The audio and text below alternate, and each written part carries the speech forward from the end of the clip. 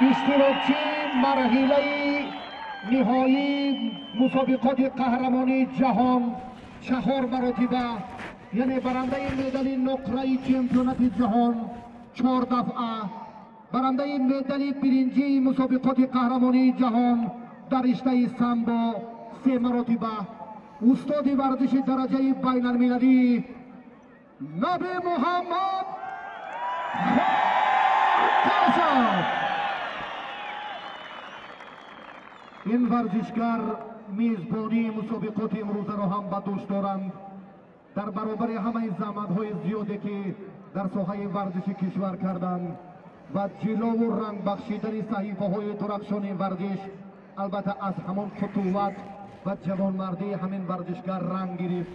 امروز میگوید من در حضور مخلصان سرشمار با سر بلند و افتخار و اندیشه شایسته بیان می‌دارم که با دستور شما، با هدایت شما که ما را همیشه مخلصی کردید و پیوسته برای من کس گفتید، سپاس و منت پذیری میکنم و با فاتحه نیک میدان گوشتین را ترک میکنم و در مسابقات دیگر به حیث البته مربی فعالیت خود را ادامه میدهم.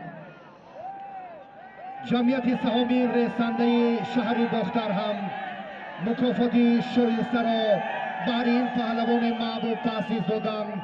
حالا در فضای متمتن ایدانه این مکافات را به پهلوان محبوب و معروف جمهوری تاجیکستان که ساکن ولایت ختلان است تقدیم می‌سازیم و با سرفرازی و خوشنودی این پهلوان معروف و شناخته کشور را رخصت می‌دهیم.